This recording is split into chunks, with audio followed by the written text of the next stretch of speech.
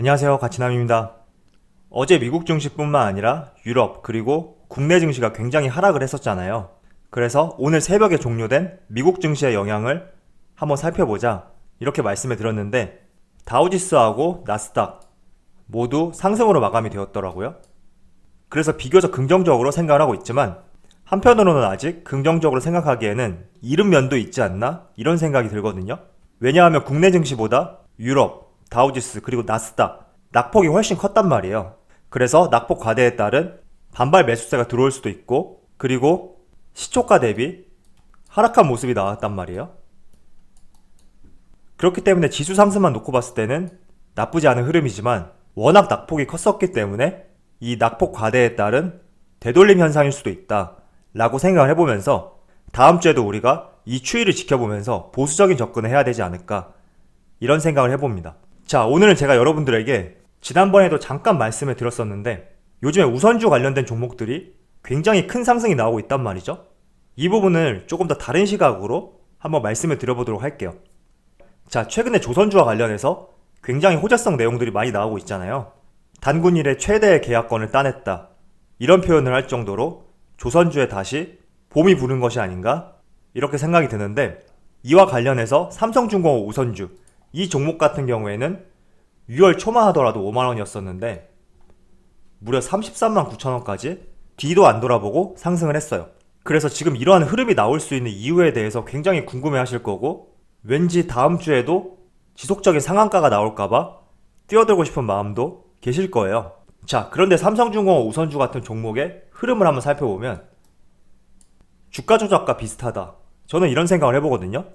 간혹가다 코스닥 종목 같은 경우에 주가 조작과 관련된 기사들이 많이 나오는 것을 볼 수 있잖아요. 그런데 주가 조작이라는 것이 별다른 기술이 있는 것이 아니거든요. 단지 많은 자본으로 해당 종목의 시세를 조정한다. 이런 행위 때문에 주가 조작으로 분류가 되는데 주가 조작을 할 때는 세 가지 큰 중요한 사항이 있어요. 첫 번째는 우선 대주주를 포섭해야 돼요. 왜 대주주를 포섭해야 되냐면 내가 아무리 열심히 자금을 쏟아부어서 주식을 들어 올렸다고 하더라도 물량을 많이 갖고 있는 대주주가 팔아버리면 계획이 흐트러질 수가 있죠. 그렇기 때문에 주가 조작은 대부분 대주주와 연관이 되어 있다 라고 먼저 말씀을 드리고요. 두 번째는 주식 발행 수가 굉장히 적죠. 왜냐하면 상대적으로 적은 자본으로 주가를 올려야 되는데 그렇게 위해서는 발행 주식 수가 많다는 것은 거래량이 많을 수 있죠. 그래서 발행 주식 수가 적어야지만이 적은 거래량으로 주가를 들어 올릴 수 있다 이렇게 말씀을 드리고요. 세 번째로 주가를 들어 올리기 전에 매집 구간이 필요하죠. 왜냐하면 내가 만약에 주가 조작 세력이라면 이 구간에서 매수할 수는 없잖아요. 그렇기 때문에 비교적 박스권, 저점 구간에서 지속적인 매수를 해야 된단 말이에요. 이 외에 다양한 조건들이 있는데 크게 이 세 가지 조건을 항상 갖추고 시작하는 것이 주가 조작이다 이렇게 말씀을 드리고요. 제가 지금 보여드린 삼성중공업 우선주 같은 경우에는 주가 조작을 했다는 것은 아니에요. 하지만 우리가 흔히 볼 수 있는 주가 조작과 비슷한 흐름이 나올 수 있다 라는 것을 제가 생각을 했었거든요. 자, 지금 삼성중공업 보통주를 먼저 보면서 말씀을 드릴게요. 삼성중공업 보통주 같은 경우에는 상장 주식 수가 약 6억 3천만 주죠. 6억 3천만 주라는 것은 굉장히 많은 주식 수예요. 그런데 삼성중공업 우선주 11만 주밖에 되지 않거든요. 여기서 대주주의 지분을 한번 빼서 생각을 해볼게요. 지금 삼성중공업 우선주의 대주주를 한번 확인을 해보면 삼성전자 외 구인하고 국민연금, 자사주 이렇게 전체에서 35%가 차지하는 것을 알 수가 있죠. 자, 그럼 유통 가능한 발행 주식수를 대주주를 제외하고 계산을 해볼게요. 먼저 11만 4,845 여기서 대주주가 35%를 차지하고 있죠. 그럼 유통 가능한 주식수는 65%가 될 수 있겠죠. 삼성중공업 우선주의 유통 가능한 주식수는 7만 4천 주밖에 되지 않아요. 그렇기 때문에 이 종목이 적은 거래량으로도 이렇게 지속적인 상승이 나올 수 있었던 이유다 이렇게 말씀을 드리고 싶습니다. 유통 가능한 주식수가 7만 4천 주밖에 안 된다는 것은 적어도 정말 적다는 소리거든요.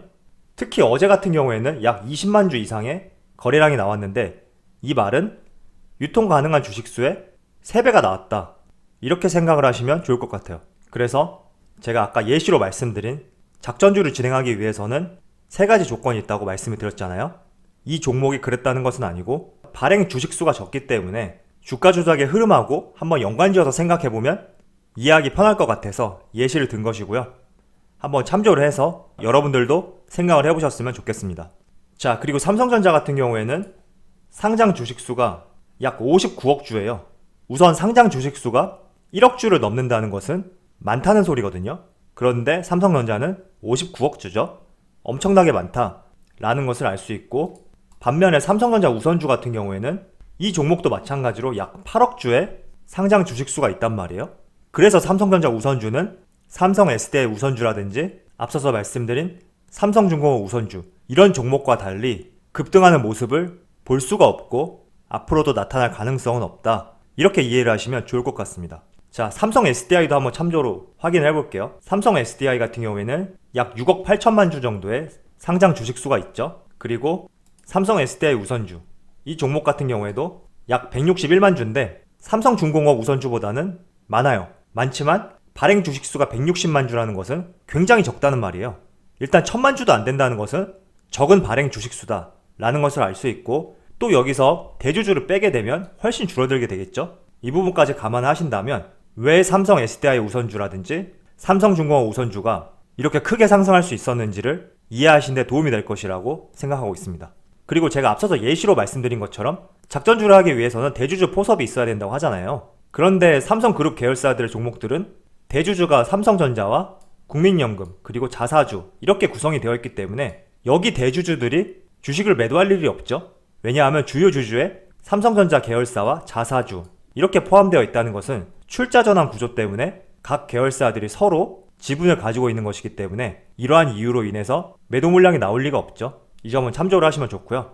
그래서 제가 드리고 싶은 말씀은 요 며칠 사이에 삼성중공업 우선주라든지 삼성 SDI 우선주, 물론 LG화학 우선주도 조금 큰 상승이 나왔죠. 이러한 우선주 종목들에 의해서 주가가 크게 상승하는 모습을 볼 수 있었는데, 이렇게 상승할 수 있었던 이유는 시가총액이 적고 거래량도 적고 그리고 상장 주식수가 무엇보다 현저히 적기 때문이다, 이렇게 말씀을 드리고, 상장 주식수가 적다는 것은 적은 금액으로도 주가가 크게 상승할 수 있는 요소가 될 수 있기 때문에 이러한 모습들이 나왔다, 이렇게 말씀을 드리도록 하겠습니다.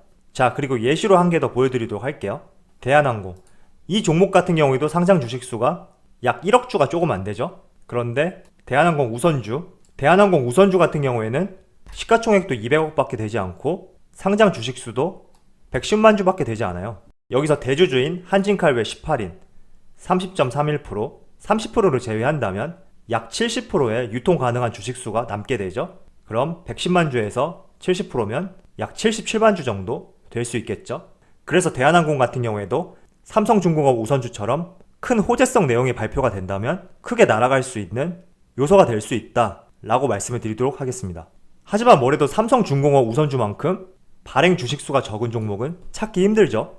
주요 주주를 제외하면 약 7만 7천 주밖에 안 되기 때문에 정말 주가를 올리기 쉬운 종목이다 라는 것을 알 수 있고, 물론 지금 큰 상승에 따른 일시 거래 정지 중인데, 다시 이 종목이 풀리게 돼서 혹시나 아랫방향으로 포지션을 잡게 된다면 상승했던 패턴처럼 여러분들이 빠져나올 수도 없는 점 하한가가 나오면서 지속적인 하락이 나올 수 있기 때문에 절대 들어가면 안 되는 구간이고, 만약에 삼성중공업과 관련된 종목을 사고 싶다면 보통주를 매수하고 추가 시세가 나올 때까지 꾸준히 기다리자, 이러한 말씀을 드리도록 하겠습니다.